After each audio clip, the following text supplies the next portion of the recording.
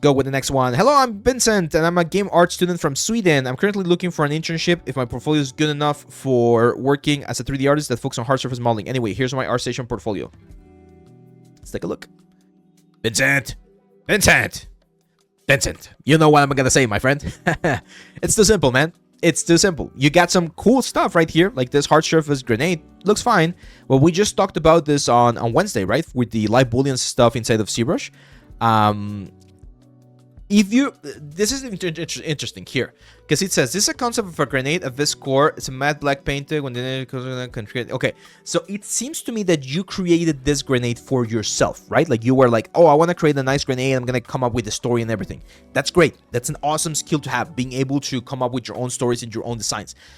But it's a very big difference between being a production artist and a design artist, or like pre-production artist. So if you want to pursue the concept part of things, one of the things that I've learned recently that you need to do is you need to come up with a lot of ideas. So sci-fi, grenade, designs. So what you need to do in that case is start with something like this. Create a lot of sketches, create a lot of variations, and be like, okay, I want to create a grenade that's going to be called the Abyss Core. And when it detonates, it collides and creates this chain reaction. It creates like a little, like a black hole or whatever. Awesome. That's an awesome idea.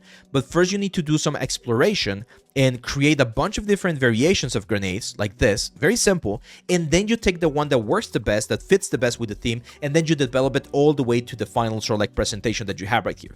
Because right now, this doesn't look like a design that you came up with. It just looks like an exercise that you did for hard surface stuff, and you added something or some elements that you thought looked cool. Again, that's great. But if you want to go into the design route, one of the things that designers do is they show a bunch of options. You show a bunch of options, you sort of like go through them, pick the best ones, and then you develop the full concept, okay? And I have a little bit of a thing that yeah, there you go. This is an experimental concept design. So again, you're concepting this box right here. And in terms of technical execution, I applaud the fact that you're modeling, texturing, showing this in Marmoset and everything. That's great. It looks cool. It's fine. But as a concept, if you're proposing a bunch of different ideas for like a game or like a film, you need more options. Same for this one, right? It's another concept. Yeah, this is your take on a surveillance drone. So show me your thought process behind how you came up with this, because right now it looks more like you're just creating stuff that you find interesting, and not necessarily either stuff that someone's telling you to create based on a concept, or going through the full design process to really nail down like a very original design. This one looks very nice, but again, I want to see more of the design or the thought process behind this. That's going to be, especially if you want to be a concept designer, that's going to be something that you're going to need. I'm going to show you someone here that works that way, and that's of course Vitaly Vulgarov.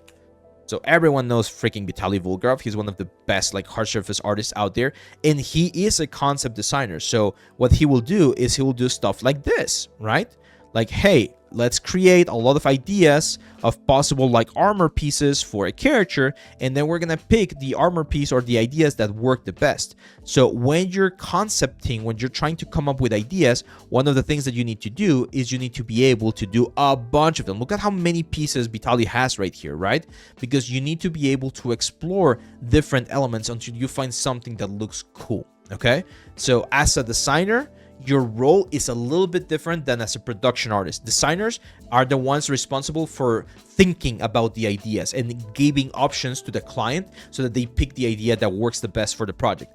As a 3D artist, your job is to take that idea that was approved, and then execute it to the best of your abilities. But again, there's roughly, you probably have seen this, I always show this 3D production pipeline. You guys have seen this little like picture right here. Someone did it to explain how the production works. So if you want to be on the design side of things, you're going to be on the pre-production team, on the pre-production side of things.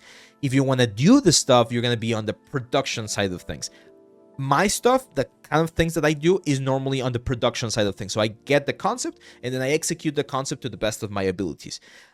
If you want to be the one to come up with the concept, to come up with the idea, even if it's on 3D, you're going to be on this part right here, the design things. And yes, there's things that can sort of like jump from one side to the other, but it's important to understand that it's two different scenarios.